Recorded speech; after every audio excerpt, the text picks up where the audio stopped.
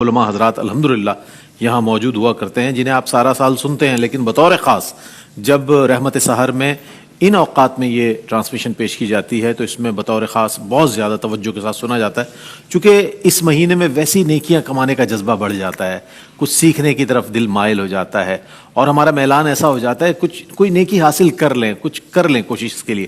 تو الحمدللہ ان موضوعات کے ساتھ ہم آپ کی خدمت میں حاضر ہو رہے ہیں، اللہ اور اس کے رسول اور علماء کی اطاعت۔ قرآن کریم میں جا بجا اللہ کی اطاعت کرو، رسول کی اطاعت کرو، اولو الامر کی اطاعت کرو، یہ موضوعات اور یہ احکامات مل جاتے ہیں۔ اب سوال یہ پیدا ہوتا ہے کہ اطاعت ہے کیا، اس پر بھی انشاءاللہ بات کی جائے گی، اور پھر یہ بھی بات کی جائے گی کہ آیا کس طرح ہوگی اطاعت، اور پھر اگر اطاعت کر لی جائے تو اس کے فوائد و ثمرات کیا ہیں، اور خدا نہ خواستہ اگر یہ ہم سے نہ ہو سکے یا کسی سے نہ ہو سکے تو اس کے دنیاوی اور اخروی نقصانات کیا ہیں۔ ان تمام چیزوں کو جب آپ سامنے رکھیں گے تو آپ کو اس موضوع کی اہمیت کا بخوبی اندازہ ہو جائے گا۔ آج ہمارے ساتھ ایک بار پھر تشریف فرما ہے ممتاز و معروف عالم دین، استاذ العلماء حضرت علامہ مفتی محمد اکمل مدنی صاحب۔ السلام علیکم ورحمۃ اللہ۔ وعلیکم السلام ورحمۃ اللہ۔ سبحان اللہ۔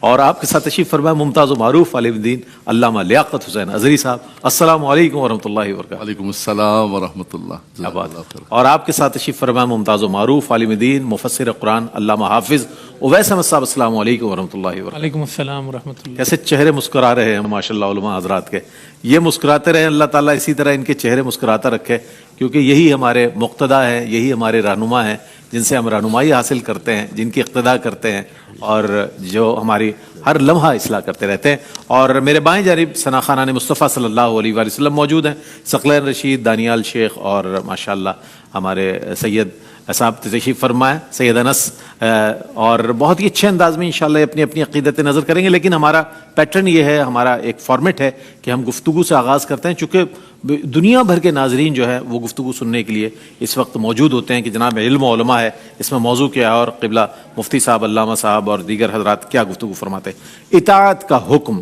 اس پر میں چاہوں گا ابتداءً کچھ گفتگو فرما دیں۔ اعوذ باللہ من الشیطان الرجیم، بسم اللہ الرحمن الرحیم۔ اطاعت کا مطلب ہوتا ہے کسی کا حکم ماننا، اور ایک لفظ اتباع بھی استعمال ہوتا ہے، اس کا مطلب ہوتا ہے کہ بغیر حکم کے کسی کو دیکھ کر اس کے اشارے، اس کی دلالت کو سمجھ کر اس کی پیروی کرنا۔ تو یہ اطاعت اور اتباع دو لفظ آپ یہ دیکھیں گے، ویسے ایک دوسرے کے معنی میں بھی استعمال ہوتے رہتے ہیں۔ اللہ تبارک و تعالیٰ نے قرآن عظیم میں واضح طور پہ مومنین کو مخاطب کر کے ارشاد فرمایا کہ یا ایھا الذین آمنوا اطیعوا اللہ و اطیعوا الرسول و اولی الامر منکم، اے ایمان والو اللہ کا حکم مانو، اس کے رسول کی اطاعت کرو، اور ان لوگوں کا حکم مانو جو تم میں حکم والے ہیں، اولی الامر منکم۔ اب اولی الامر منکم کی تشریح میں کئی اقوال ہیں، جن میں دو بڑے مستند اور اقوا اقوال جن کو کہا جاتا ہے، مفتبی بھی آپ کہہ سکتے ہیں۔ ایک تو حاکم اسلام، جی، اللہ اس کے رسول کے بعد حاکم اسلام کی پیروی کرنی ہوگی، اور یا دوسرا قول ہو، یہ زیادہ قوی کہا گیا ہے کہ اس سے مراد ہے مجتہدین، علماء، مفتیان کرام، جو لوگوں کو علم سکھاتے ہیں، ان کی اصلاح کرتے ہیں، تربیت کرتے ہیں، احکام بیان کرتے ہیں، ان کی اطاعت کرنے کا حکم دیا گیا۔ اس میں ایک نقطہ یہ ہے کہ دیکھیں پہلے دو کے اندر مستقل اطیعوا کا لفظ ہے، اطیعوا اللہ و اطیعوا الرسول، لیکن اولی الامر منکم سے پہلے یہ نہیں ہے۔ علماء نے فرمایا اس کا مطلب یہ ہے کہ اللہ کی اطاعت یعنی قرآن کی اتباع تو آنکھیں بند کر کے ہی ہوگی، رسول کی اتباع بھی آنکھیں بند کر کے ہوگی، لیکن اولی الامر منکم کی اطاعت اس وقت ہوگی جب ان کا حکم اللہ اس کے رسول کے حکم کے موافق ہوگا۔ اس کا مطلب ہے اگر علماء سو کوئی بات کہہ رہے ہیں، اگرچہ وہ اولی الامر منکم کہلا رہے ہوں اپنے زمانے کے اندر، یا ایسا کوئی شخص اپنا قول لے کر آتا ہے جو جمہور کے بالکل خلاف ہے، کیونکہ نبی کریم صلی اللہ علیہ وسلم نے ارشاد فرمایا کہ لا تجتمع امتی علی الضلالہ، یہ تمام میرے حاضرین ذرا اچھی طرح نقطہ سمجھ لیں، سرکار نے فرمایا میری امت کبھی گمراہی پر جمع نہیں ہوگی۔ نہیں ہو سکتا۔ اب امت سے مراد کہ 100% نہیں، فرمایا اتبعوا السواد العظم من شذ شذ فی النار، بڑی جماعت کی پیروی کرو، جو اس سے علیحدہ ہوا وہ جہنم میں علیحدہ کیا جائے گا۔ اس کا مطلب ہے نبی کریم صلی اللہ علیہ وسلم کے زمانہ اقدس سے لے کر آج تک ایک سمپل میجورٹی ہمیشہ حق پر قائم رہے گی۔ یہ جو نئی نئی پھلجڑیاں لے کر آتے ہیں نا، ہمیں تو پتہ نہیں تھا کہ روزہ ایسا کھلتا ہے، آج پتہ چلا، یعنی 1500 سال میں سارے سو رہے تھے، یہ ابھی غار سے باہر نکلا اور علم کا سمندر نکل آیا ایک دم، اور اس نے پوری امت کو بتا یہ دیا. بڑی ڈیبیٹ اس وقت اور ٹی وی پہ کے بیٹھ کر جمہور کے خلاف بول رہے ہیں. تمام حاضرین، اس نبی کریم، میں نہیں کہتا ہوں، نبی کریم کی ان حدیثوں کو بنیاد بنائیں کہ جب کوئی جمہور کے خلاف بولے گا حکم میجورٹی کے لیے ہوگا، ان کے لیے نہیں ہوگا. دوسرا اس میں ایک نفیس اشارہ یہ ہے، بعض لوگ کہتے ہیں صرف قرآن کے پیچھے چلو، قرآن میں سب کچھ ہے. اگر اچھا صرف قرآن میں سب کچھ ہوتا تو اللہ تعالیٰ نے اطیعوا رسول کیوں فرمایا؟ واہ.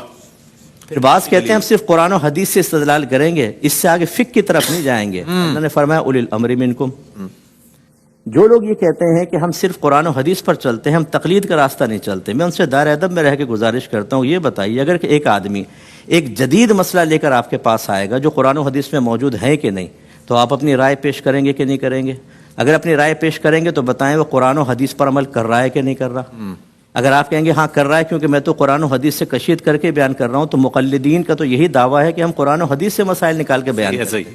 اس کا مطلب یہ ہوا کہ ہر چیز قرآن میں نہیں ہوگی، قرآن اجمالی بیان ہے، اس کی تشریح حدیث میں ہوگی. پھر نبی کریم صلی اللہ علیہ وسلم نے جب فرما دیا کہ العلماء ورثۃ الانبیاء، یہ اشارہ کر دیا کہ ہر چیز پھر حدیث سے بھی نہیں ملے گی، کچھ علماء کی طرف بھی جانا پڑے گا. تغیر زمانہ کے اعتبار سے مسائل بدلتے رہیں گے، جس کی مشہور معروف مثال ہم کئی دفعہ پیش کر چکے ہیں کہ زمانہ رسول میں عورتیں مسجد میں آتی تھیں اور نبی کریم کا حکم تھا کہ جو خواتین مسجد میں آنے کے لیے اجازت طلب کریں تم ان کو مت روکو، مسجد میں آنے دو. صدیق اکبر کے دور میں بھی ایسا رہا، لیکن عمر فاروق رضی اللہ تعالیٰ عنہ کے دور میں آپ نے منع فرمایا. تو عورتیں سیدہ عائشہ صدیقہ رضی اللہ تعالیٰ عنہ کے پاس گئیں کہ دیکھیں عمر فاروق نے ہمیں مسجد میں آنے سے روک دیا ہے. تو آپ نے شاید فرمایا کہ اگر میرے سرکار اس وقت دنیا میں ظاہری طور پہ جلوہ افروز ہوتے اور جس طرح زینت اختیار کر کے عورتیں باہر نکل رہی ہیں آپ ملاحظہ کرتے تو ضرور آپ بھی عورتوں کو مسجد میں آنے سے روک دیتے. یہ ہے فقاہت. یعنی آپ نے فرمایا کہ بظاہر تم یہ دیکھ رہے ہو کہ نبی کریم کے قول کی مخالفت ہو رہی ہے، حالانکہ ہم جانتے ہیں کہ اصل نبی کریم کے مزاج کی موافقت ہے. تغیر زمانہ کے اعتبار سے احکام بدلیں گے. اب جو حضرات کہتے ہیں قرآن و حدیث پہ چلو، بتائیے جب تغیر زمانہ کے اعتبار سے احکام بدلیں گے تو آپ کیا کہیں گے؟ نبی کریم نے تو نالین میں نماز پڑھی ہے، صحابہ کرام نے پڑھی، آپ کیوں نہیں پڑھتے اپنی مسجد میں نالین کے ساتھ نماز؟ میں یہ بات سمجھا دیجیے. آپ تو حدیث پر عمل کرتے ہیں نا، یہ بات سمجھا دیجیے آپ. تو اس اور پھر آخری بس ایک حدیث عرض کر کے، حضرت معاذ بن جبل رضی اللہ تعالی عنہ کو جب سرکار نے یمن کا حاکم بنا کر بھیجنا چاہا تو پوچھا بما تقضی یا معاذ، اے معاذ کس چیز سے فیصلہ کرو گے؟ کہا اللہ کی کتاب سے. فرمایا فَإِن لَمْ تَجِدْ، اگر تم نہ پاؤ تو. اور یہ بڑا پیارا جملہ ہے، علماء نے فرمایا یہ نہیں فرمایا اس میں نہ ہو تو، تم نہ پاؤ تو نہ پاؤ. اس کا مطلب ہے موجود ہو اور مجتہد کی نظر نہ پڑے اور اس کے خلاف فیصلہ کر دے، اس کی غلطی پر بھی اس کو ثواب ملے گا. انہوں نے کہا میں سنت رسول سے فیصلہ کروں گا. سرکار نے فرمایا فَإِن لَمْ تَجِدْ، عرض کی پھر اپنی رائے سے فیصلہ کروں گا. نبی کریم نے پیار سے سینے پہ ہاتھ مارا اور اللہ کی بارگاہ میں عرض کی کہ اللہ تیرا شکر ہے کہ تو نے رسول کے قاصد کو اس چیز کی توفیق عطا فرمائی جس نے اللہ اور اس کے رسول کو راضی کر لیا. اسے تمام بہن بھائی ذہن میں رکھیں. جو بعض بہنیں کہتی ہیں نقاب مولویوں لے کر آ گئے، کہاں قرآن و حدیث میں ہے؟ قرآن میں ہے. اللہ نے فرمایا اطاعت کرو اولی الامر منکم کی. جب انہوں نے کہہ دیا تو ان علماء کا حکم ماننا گویا کہ اللہ رسول کا ہی حکم ماننا ہے. کیا کہنا ہے، سبحان اللہ سبحان اللہ. وہ لوگ جو یہ کہتے ہیں کہ ہمارے لیے قرآن کافی ہے، اور وہ لوگ کے جو منکرین حدیث ہیں، اور پھر وہ لوگ کے جو بہت غلط پرسیپشن پیش کرتے ہیں اسلام کا اور عقائد دینیہ کا، تو اس کے حوالے سے بہت اچھے انداز میں مفتی صاحب نے روشنی ڈالی اور ہماری اصلاح بھی فرمائی. ظاہر ہے جو موجودہ منظرنامہ ہے اس میں علماء حق کی گفتگو کو بغور سننا چاہیے اور دیکھنا چاہیے کہ کیا کچھ دیا جا رہا ہے سوشل میڈیا کے ذریعے، لیکن جو ہمارے علماء اسلام ہے، علماء حق ہے، وہ کس انداز میں بات کرتے ہیں. اچھا علامہ لیاقت حسین صاحب کیا فرمائیے گا اس حوالے سے حضرت کہ اللہ اور اس کے رسول کی اطاعت کی ضرورت و اہمیت کے حوالے سے، چونکہ اطیعوا اللہ اطیعوا الرسول پر بات ہوئی، اولو الامر پر بات ہوئی، کیا فرمائیے؟ جی بسم اللہ الرحمن الرحیم. قرآن مجید فرقان حمید کا آپ مطالعہ کریں. قرآن مجید فرقان حمید میں رب تبارک و تعالیٰ نے کئی مقامات پر بار بار فرمایا کہ اطیعوا اللہ و اطیعوا الرسول، یا ایھا الذین آمنوا اطیعوا اللہ و اطیعوا الرسول. اللہ اور اس کے رسول کی اطاعت کرو. دیکھیں اطاعت بنیاد ہے اس کی کہ انسان اللہ تبارک و تعالیٰ کی تابعداری، فرما برداری اور رب تبارک و تعالیٰ کی بندگی کی طرف لگا رہتا ہے. وما خلقت الجن والانس الا لیعبدون. کیا بات. رب تبارک و تعالیٰ نے جس مقصد عظیم کے تحت تمہیں زندگی عطا فرمائی، زندگی آمد برائے بندگی، زندگی بے بندگی شرمندگی. وہ بندگی انسان تب کرتا ہے کہ جب وہ سمعنا و اطعنا کرتا ہے. کیا کہنا ہے. سنا تو بہت سارے لوگوں نے، لیکن سمعنا و عصینا کر دیا، اطعنا، انہوں نے سن کے نافرمانی کر دی۔ فرمایا تم نے سمعنا و اطعنا کرنا ہے، تب جا کر تم کامیاب و کامران ہوگے۔ اور اس کا یہ خوبصورت پیئر، اور جیسے مفتی صاحب نے ایک مقام پر اولی الامر کو شامل کیا، عمومی طور پر جو ہے وہ یہی ہے کہ اللہ اور اس کے رسول کی اطاعت کرو، اللہ اور اس کے رسول کی اطاعت کرو، لعلکم ترحمون، لعلکم تفلحون، تم فلاح پا جاؤ گے، تم پر رحم کیا جائے گا، تم کامیاب و کامران ہو جاؤ گے۔ اور یہ کامیابی اور کامرانی کا معیار ہے۔ پھر یار لوگوں نے سمجھا کہ شاید اللہ کی اطاعت الگ چیز ہے، اللہ کے رسول کی اطاعت الگ چیز ہے، تو فرمایا نہیں نہیں نہیں نہیں، من یطع الرسول فقد اطاع اللہ، اللہ، جس نے رسول خدا کی اطاعت کی اس نے اللہ ہی کی اطاعت کی۔ سبحان اللہ۔ بہت خوبصورت نظائر اور بہت خوبصورت امثال مفتی صاحب نے پیش فرمائی کہ آپ قرآن پر عمل پیرا ہو سکتے ہی نہیں ہیں۔ قرآن نے کہا کہ اقیم الصلاۃ، نماز قائم کرو۔ کیسے نماز پڑھنی ہے، پہلے کیا پڑھنا ہے، بعد میں کیا پڑھنا ہے؟ حضور نے فرمایا صلو کما رأیتمونی بے اصلی، شک بے شک، سبحان اللہ۔ فرمایا مجھے دیکھو تو فرمایا تمہاری نماز ہو جائے گی۔ فرمایا آتوا الزکاۃ، زکوٰۃ کیسے ادا کرنی ہے، کتنے عرصے بعد ادا کرنی ہے، کئی قرآن کے اندر نہیں ملتا ہے، کتنی ادا کرنی ہے یہ بھی نہیں ملتا ہے۔ ہاں اس کے مصارف ذکر ہے کہ انما الصدقات للفقراء والمساکین، اس کو ذکر کیا گیا۔ تو یہ نصاب، یہ کتنے عرصے بعد فیصد، یہ سب آقا دو جہاں صلی اللہ تعالیٰ علیہ وسلم کی احادیث طیبہ سے ملے گا۔ تو اس کے بغیر مکمل ہو سکتا ہی نہیں۔ اطیع اللہ و اطیع الرسول، اور من یطع الرسول فقد اطاع اللہ، سبحان اللہ۔ تب جا کے تم کامیاب و کامران ہوگے۔ یہی دعویٰ کرتے تھے کہ بھئی ہم اللہ کو تو مانتے ہیں، اللہ سے محبت کرتے ہیں، نحن ابناء اللہ و احبا، ہم اللہ کے پیارے ہیں، ہم بنی اسرائیل ہیں، ہم تو اللہ کے لاڈلے ہیں۔ رب تعالیٰ نے فرمایا نہیں ایسا نہیں ہو سکتا۔ اگر تم واقعتاً اللہ سے محبت کرتے ہو تو فرمایا کہ تمہیں میرے حبیب کی اطاعت کرنی ہوگی، اور یہاں اتباع فرمایا۔ فرمایا اطاعت کے اوپر درجہ یہ ہے کہ ان کے ہر چیز پر لا تتبعوا خطوات الشیطان، تم نے شیطان کے نقش قدم پر نہیں چلنا ہے، نقش قدم پر چلنا ہے تو میرے مصطفیٰ کے نقش قدم۔ کیا بات ہے، سبحان اللہ۔ قل ان کنتم تحبون اللہ فاتبعونی یحببکم اللہ۔ اللہ اکبر، کتنا بڑا یہ انعام۔ وظیفہ، سبحان اللہ، یہ وظیفہ ہے ولی بننے کا۔ فرمایا ولایت کا راستہ، سیدھی سڑک یہ شہر شفاعت نگر کی ہے۔ فرمایا تم کیسے چاہتے ہو؟ فرمایا اگر تم چاہتے ہو کہ تمہیں رب تبارک و تعالیٰ محبت کرے اور رب تعالیٰ کے محبوب بن جاؤ، اس کا ایک ہی طریقہ ہے کہ میرے حبیب کی اتباع کرو۔ فرمایا کہ وہ تمہیں اپنا محبوب بنا لے گا۔ کیا بات۔ اطاعت اور اتباع، فرمایا کہ محبت کرتے، ہم محبت کرتے، فرمایا لو حبک صادق لطاعتہ، بھائی میں عاشق ہوں بہت بڑا۔ فرمایا نہیں نہیں، یہ تیری زبانی جمع خرچ ہے، اگر تیری محبت سچی ہوتی تو اتباع کرتا۔ کوئی اولاد کہتی ہے کہ میں اپنے والد سے پیار کرتا ہوں، تو ہم کہیں گے کہ بھئی تمہاری اگر سچی محبت ہے تم اپنے والدین کی اتباع کرو گے، اطاعت کرو گے ان کی۔ اسی طرح رسول پاک صلی اللہ علیہ وسلم سے تم اگر محبت کرتے ہو اور تم اپنے دعوے کے اندر سچے ہو، تو شاعر کہتا ہے کہ پھر تمہارے اٹھنے بیٹھنے سے نظر آئے گا، تمہارے لیل و نہار سے نظر آئے گا کہ یہ کسی کی اطاعت کرنے والا مطیع بندہ ہے، فرما بردار ہے، یہ باغی نہیں ہے۔ تو یہ بنیاد ہے، سٹرکچر ہے کہ انسان اللہ کی بارگاہ کے اندر تبھی کامیاب ہو سکتا ہے، اعمال کی دنیا کے اندر، عقائد کی دنیا کے اندر، ہر چیز کے اندر، کہ تب ہوگا کہ جب وہ اطیع اللہ و اطیع الرسول پر عمل پیرا ہو۔ کیا بات، سبحان اللہ، سبحان اللہ۔ اللہ کے احکامات قرآن کریم کے ذریعے ہم تک پہنچے، اور وہ ان کو ماننا، ان پر ایمان رکھنا اور ان کو ادا کرنا فرائض کو ہمارے لیے لازم و ضروری ہے۔ لیکن کیسے، اس کو کس طرح پریکٹیکل کیا جائے، تو اس کے لیے اللہ رب کریم نے ایک قرآن ناطق کی صورت نبی کریم علیہ السلام کو مبعوث فرمایا کہ وہ بولتا ہوا قرآن ہے۔ ایک تو قرآن کتابی صورت میں موجود ہے، اور سرکار کی ذات والا صفات بولتا ہوا قرآن ہے کہ جو بول رہے ہیں اور کر کے دکھا رہے ہیں تعلیم امت کے لیے کہ نماز ایسے پڑھی جاتی ہے، زکوٰۃ ایسے دی جاتی ہے، حج ایسے کیا جاتا ہے۔ سبحان اللہ۔ اچھا، اب اولو الامر کے حوالے سے، اولو الامر منکم کا بھی حوالہ آیا اسی آیت کے آخر میں، تو اس حوالے سے یہ فرمائیے گا کہ علماء کی اطاعت کیوں ضروری ہے اور کب ضروری ہے؟ بسم اللہ الرحمن الرحیم۔ علماء کی اطاعت کب ضروری ہے اور کیوں ضروری ہے، تو اس کے سوال کے دو حصے ہو گئے۔ جی فرمائیے۔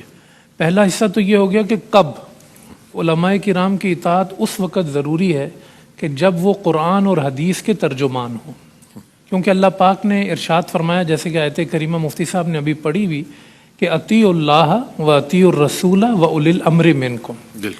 اللہ اور اس کے رسول کی اطاعت کرو اور اولی الامر کی اطاعت کرو، اور اولی الامر میں امراء بھی مراد ہیں اور اس میں علماء بھی مراد ہیں، بلکہ اقوی قول یہ ہے کہ علماء مراد ہیں۔ تو علماء کی اطاعت کا حکم دیا گیا ہے قرآن کریم میں، مگر کب کہ جب یہ اللہ اور اس کے رسول کی اطاعت میں آگے بات کر رہے ہوں، اللہ اور اس کے رسول کے فرامین کے ترجمان بن رہے ہوں اور اس سے مسائل کو اخذ کر کے بتا رہے ہوں، تو اس وقت جو ہے وہ ان کی اطاعت ضروری ہے۔ اور اگر وہ اس کے مطابق بات نہیں کر رہے، اس کے مطابق قول پیش نہیں کر رہے، اس کے مطابق تعلیم پیش نہیں کر رہے، تو پھر آپ صلی اللہ علیہ وسلم کا صاف فرمان ہے کہ لا طاعۃ للمخلوق فی معصیت الخالق، یہ مخلوق کی کوئی اطاعت نہیں ہے خالق کی معصیت میں۔ تو اب اگر کوئی اللہ کی نافرمانی اس سے لازم آتی ہے تو ظاہر ہے کہ پھر اس وقت ان کی بات پہ عمل نہیں کیا جائے گا۔ رہی یہ بات کہ ان کی اطاعت جو ہے وہ کیوں ضروری ہے، اطاعت اس لیے ضروری ہے کہ ایک تو یہ آیت کریمہ آ گئی، خود اللہ پاک کا حکم آ گیا، اور قرآن کریم نے پورا ایک علماء کی اطاعت کا نظام پیش کیا ہے۔ اس نظام میں اللہ پاک نے کہا کہ فلولا نفر من کل فرقۃ منہم طائفۃ لیتفقہوا فی الدین، تم میں ایک گروہ رہنا چاہیے جو دین میں تفقہ حاصل کرے، وَلِيُنذِرُوا قَوْمَهُمْ إِذَا رَجَعُوا إِلَيْهِمْ، جب ان کے درمیان جائے تو انہیں اللہ کے خوف کا پیغام پہنچائے۔ وہ تفقہ کے ذریعے جو یہ کام کریں گے وہ علماء ہی تو ہیں، اور جب وہ تیار ہو جائیں گے تو پھر اللہ پاک کا حکم آتا ہے فَاسْأَلُوا أَهْلَ الذِّكْرِ إِن كُنتُمْ لَا تَعْلَمُونَ، کیا بات ہے، کہ پوچھو اہل ذکر سے، اہل علم سے اگر تم نہیں جانتے ہو۔ یہ کون سے اہل علم ہیں، اہل ذکر ہیں؟ ان کے بارے میں قرآن نے جا بجا ان کی تعریف کی ہے۔ کہیں پہ فرمایا کہ منہ آیات محکمات ہن ام الکتاب و اخر متشابہات فاما الذین فی قلوبہم زیغ فیتبعون ما تشابہ منہ ابتغاء الفتنة وابتغاء تأویلہ وما یعلم تأویلہ الا اللہ والراسخون فی العلم یقولون آمنا۔ سبحان اللہ۔ بہت سارے لوگ زمانے میں یہ کام کریں گے کہ وہ لوگوں کو قرآن کی آیتیں پڑھ پڑھ کے الجھائیں گے، وہ متشابہات کے پیچھے لوگوں کو لگائیں گے۔ آج آپ دیکھ لیں سوشل میڈیا پہ لوگ کیمرے لے کے بیٹھے قرآن نے عکاسی کر دیا، لیکن میرے رب نے کہا اللہ والراسخون فی العلم، اور وہ جو علم میں بڑے راسخ ہیں وہ لوگوں کو جو ہے نا صحیح پیغام پہنچائیں گے۔ اور یہود میں بھی اللہ پاک نے یہ کہا وَأَخْذِهِمُ الرِّبَا وَقَدْ نُهُوا عَنْهُ وَأَكْلِهِمْ أَمْوَالَ النَّاسِ بِالْبَاطِلِ، جب قرآن نے کہا یہودی جو گمراہ ہوئے برباد ہوئے، لیکن فرمایا کہ ان کے اندر بھی الراسخون فی العلم منہم، ان میں کچھ لوگ تھے جو رسوخ فی العلم رکھتے تھے، اگر ان کی یہ پیروی کرتے تو ایسا نہ ہوتا۔ تو قرآن کریم نے ایک علماء کا پورا ایک نظام بنایا ہے، اور یہ بھی حکم دیا قرآن کریم نے کہ وَمَن يُشَاقِقِ الرَّسُولَ مِن بَعْدِ مَا تَبَيَّنَ لَهُ الْهُدَىٰ وَيَتَّبِعْ غَيْرَ سَبِيلِ الْمُؤْمِنِينَ نُوَلِّهِ مَا تَوَلَّىٰ وَنُصْلِهِ جَهَنَّمَ۔ یعنی کچھ لوگ ایسے ہیں کہ جو اجماعی راستے سے لوگوں کو ہٹانے کی کوشش کریں گے، جیسے مفتی صاحب نے ابھی فرمایا۔ وہ کون ہے کہ جو اپنا اجماع پیش کریں گے، امت کو اجتماعیت پہ قائم رکھیں گے؟ یہ وہی تفقہ فی الدین والے ہی تو ہیں، یہی وہ لوگ ہوں گے۔ اور یہ صحابہ کرام سے تھا، آپ صلی اللہ علیہ وسلم مجلسوں میں آتے رہتے تھے نا صحابہ کی، تو اس میں علم کی مجلس بھی ہوتی تھی۔ یہ اس وقت سے مسجد نبوی میں طریقہ جاری ہے کہ علماء بیٹھتے تھے، مسائل لوگوں کو بتاتے تھے، اور حضور اس کی تائید کرتے تھے، حضور اس کو تشویق دلاتے تھے کہ جو اس مجلس میں بیٹھا اس کو اتنا ثواب ملے گا۔ تو وہ جو اجماع صحابہ کرام سے مجتہدین اور علماء کا چلا آ رہا ہے، جس میں امام اعظم، امام شافعی، امام مالک، امام احمد بن حنبل، یہ جو راسخ فی العلم ہے، جو ان کا حصہ ہے، انہوں نے امت کو یہ ورثہ دیا ہے کہ یہ راسخ فی العلم تھے، انہوں نے امت کو اجماعی راستے سے ہٹنے نہیں دیا، اور انہوں نے اپڈیٹ کیا، کیونکہ حضور علیہ السلام کے بعد کوئی نبی نہیں ہے۔ اگر کوئی ہے حضور علیہ السلام کے بعد تو اس امت کے علماء ہیں، مجتہدین ہیں، کہ جنہوں نے اس دین کو صحیح طریقے سے اپنے زمانے کے مطابق پیش کیا، نئے مسائل میں اجتہاد کیا۔ تو ضروری ہے کہ فَاسْأَلُوا أَهْلَ الذِّكْرِ إِن كُنتُمْ لَا تَعْلَمُونَ۔ کیا خوبصورت آپ نے اس کو مکمل فرمایا، ایک مختصر سا وقفہ۔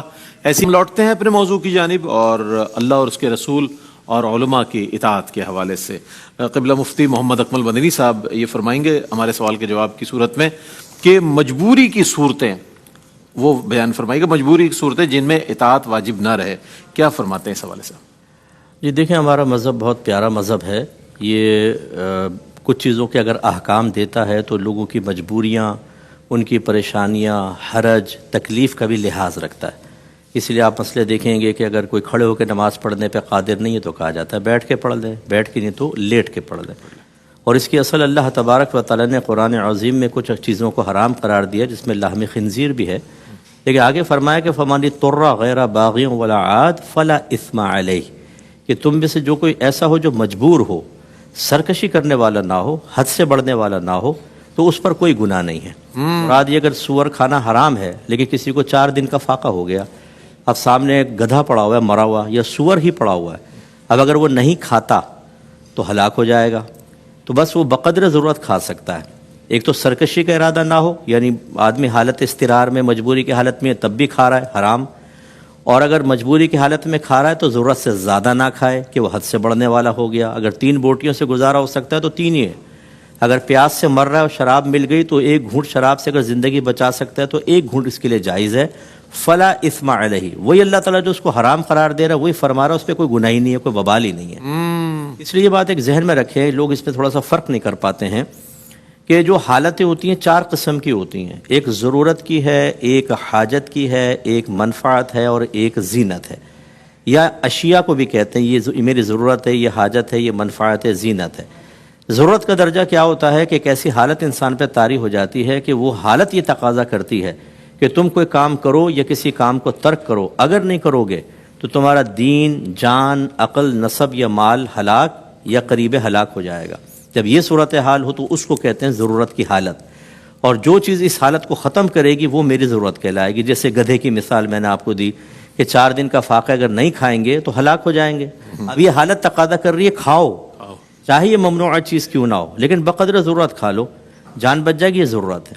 اس سے کم درجہ حاجت کا ہوتا ہے کہ دین، جان، عقل، نسب، مال وغیرہ ہلاک تو نہیں ہوتے لیکن ان کی حفاظت انتہائی دشوار ہو جاتی ہے، وہ صورت حاجت کی کہلاتی ہے.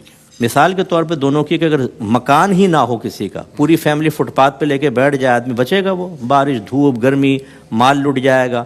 تو ایک مکان تو اس کی ضرورت ہے، اب وہ کرائے کا ہو چاہے ذاتی ہو. اب اگر یہ کرائے کے مکان میں رہتا ہے تو تھوڑی مشقت ہوتی ہے، ذاتی ہوتا تو اچھا ہوتا. تو ایک مکان سے ضرورت پوری ہو گئی، لیکن ذاتی مکان اگر ہوتا تو یہ مشقت نہ ہوتی. اس کا مطلب ہے ذاتی مکان حاجت میں ہے اور مطلقاً مکان ضرورت کے اندر ہوتا ہے. تیسرا درجہ منفعت کا ہوتا ہے. میری 2 دکانیں ہیں، میں نے کہا ایک تیسری بھی لے لیتا ہوں، فائدہ ہو جائے گا. اب اس کے بغیر میں مر نہیں رہا، کوئی پریشانی بھی نہیں ہے، یہ منفعت ہے. اور چوتھی زینت ہے، لیپا پوتی وغیرہ، کپڑے، ڈیکوریشن وغیرہ اور پیسز وغیرہ گھر میں ڈیکوریشن پیسز وغیرہ رکھ لیے.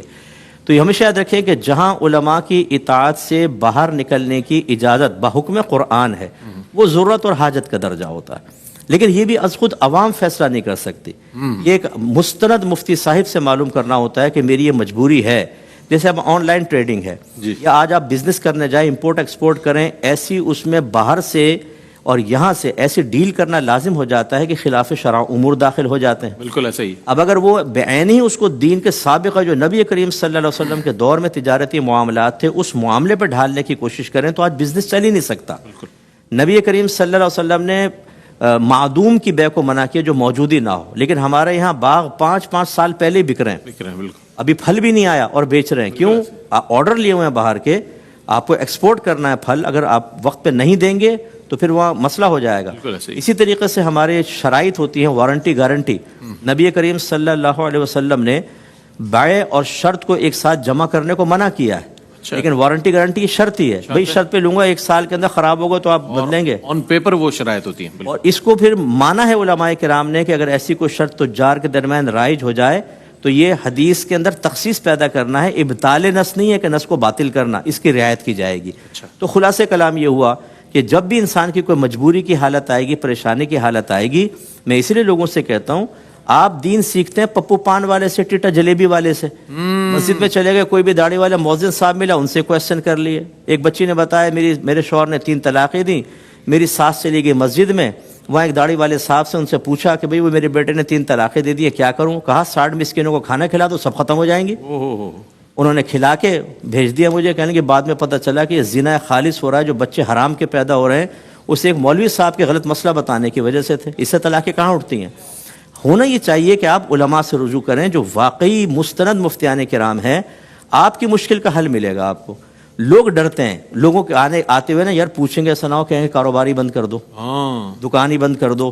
اس لیے بعض یہ بڑا حکیمانہ سا قول کہتے ہیں، زیادہ نہ پوچھو، عمل کرنا پڑے گا. حکیمانہ. جتنا دین میں گہرائی میں جاؤ گے اتنا ہلاک ہوگے. اچھا دنیا میں ناک بند کر کے ہوتا زن ہے، مسلسل ڈائیو لگا رہے ہیں اولاد سمیت، لیکن دین کے معاملے میں بس سطحی سے معلوم کر لو. اور خوف یہ ہوتا ہے کہ شاید ہم پر کوئی پینلٹی وغیرہ لگ جائے گی. لیکن میں نے دیکھا ہے کہ ایسے ہی لوگ جب وراثت حاصل کرنی ہوتی ہے پھر علماء کے پاس آگے کہتے ہیں حضور بتائیں ہمارا حصہ بنتا ہے کہ نہیں بنتا؟ بھائی فوت ہوئے، صرف بیٹیاں ہیں، میں بھائی ہوں، کیا بھائی کا حصہ نہیں بنے گا؟ شریعت اتنی پیاری لگتی ہے کہ جب حصہ مل رہا ہوتا ہے، لیکن جب حصہ نکالنے کی باری آتی ہے تو ایک بہن نے مجھے ہمیں بیان پہ بلایا کسی صاحب نے، تو انہوں نے فون کیا ان کی سسٹر نے کہ مفتی صاحب سنا ہے آپ 40ویں میں آ رہے ہیں ابا کے. میں نے کہا جی ہاں. کہنے لگی ذرا وراثت پہ بھی بیان کر لیجئے گا، بھائی 40واں تو کر رہا ہے، ہمیں وراثت سے محروم کیا ہوا ہے. یہ حال ہوتا ہے. تو خلاصے کلام یہ کہ آپ مستند مفتیان کرام سے معلوم کریں، آپ کا نقصان نہیں ہوگا. اگر کوئی ایسی چیز ہے جس میں رعایت کی گنجائش ہی نہیں ہے پھر تو آپ کو منع کر دیا جائے گا. اور ورنہ شریعت آپ کو ایک چیز کا آلٹرنیٹ دیتی ہے، متبادل دیتی ہے. بس ایک حدیث چھوٹی سی عرض کر کے میں اپنی بات ختم کروں گا. کچھ لوگ نبی کریم صلی اللہ علیہ وسلم کے پاس آئے، سیاہ ستہ کی روایت. عرض کیا رسول اللہ ہم ایسے علاقے میں رہتے ہیں کہ ہمیں کئی دن تک شکار نہیں ملتا، ہم مردار کھانے پر مجبور ہو جاتے ہیں. رحمت کونین صلی اللہ علیہ وسلم نے ارشاد فرمایا کہ بقدر ضرورت کھا لیا کرو. اللہ. اچھا یہ کیوں نہیں فرمایا تم وہاں کیوں رہتے ہو؟ مدینے آ جاؤ نا، مدینہ آ جاؤ. یہاں آ جاؤ، کاروبار کو تجارت نہیں. یہ ایک بہترین اصول بتایا سرکار نے کہ جو جس مقام پر ہے اس کو پوری مائگریشن کروانا بہت مشکل کام ہے، وہیں اس کا حل بتاؤ. واہ. اس لیے بعض لوگ جب باہر کے لوگ ہم سے کویسچن کرتے ہیں یا عام آدمی سے، وہ کہتے ہیں تم باہر رہتے کیوں؟ پاکستان آ جاؤ نا، آپ وہیں کا حل بتائیں. وہیں کا حل بتائیں. اگر ایک بچی وہاں پہ ڈیلیوری کروا رہی ہے، وہاں میل نرسز موجود ہیں تو اس کو وہیں کا حل بتائیں. یہ نہ کہیں کہ یہاں پر آ جاؤ تمام فیمیل موجود ہوں گے نرسز، ان کو نیشنلٹی نہیں ملے گی بچے کو اگر وہ یہاں پر آ جائیں گے. وہاں بہن برقع نہیں پہن سکتی ہے، نقاب نہیں کر سکتی ہے، اس کو جاب کرنی ہوتی ہے. وہاں مرد ہوتے ہیں، باس کے ساتھ تنہائی بھی اختیار کرنی پڑے گی، وہ مجبور ہے بعض اوقات کرنے پر. آپ یہاں کے پاکستان کا نہیں کہہ سکتے کہ آؤ، اور اس کو وہ حدیثیں نہیں سنا سکتے کہ جو سرکار نے فرمایا کہ جب مرد عورت تنہا ہو تو تیسرا ضرور شیطان ہوگا. ہوتا ہے بالکل، شیطان وہاں پر بھی ہو سکتا ہے، لیکن اس کی مجبوری کی صورت میں اس کو اجازت دینا لازم ہے. غزوہ احد ہجرت کے بعد تھا نا، جی بالکل. مدنی زندگی میں تھا. نبی کریم صلی اللہ علیہ وسلم صحابیات کو ساتھ لے کر گئے جو مرہم پٹی کرتی تھی. اور کس کی کریں؟ کو محرم ہی آئے گا سامنے، نامحرم بھی تو آئے گا. اور دستانے بھی نہیں تھے اس زمانے، گلفز بھی نہیں تھے. کہاں چوٹ لگی؟ گھٹنے پر، ران پر، پیٹ پر، سینے پر، اور وہ تیمارداری پر مقرر تھی، ورنہ مجاہدین مقرر کیے جاتے. ان باتوں کو سمجھے کہ مذہب اسلام ایک حکم دیتا ہے، لیکن جب مجبوری آتی ہے تو وہ خود ہی رعایت کی صورت بتا کر ہمارے لیے آسانیاں بھی پیدا کر دیتا ہے. کیا بات ہے، سبحان اللہ سبحان اللہ. کیا کہنے. ایک مختصر سا وقفے کے بعد لوٹے.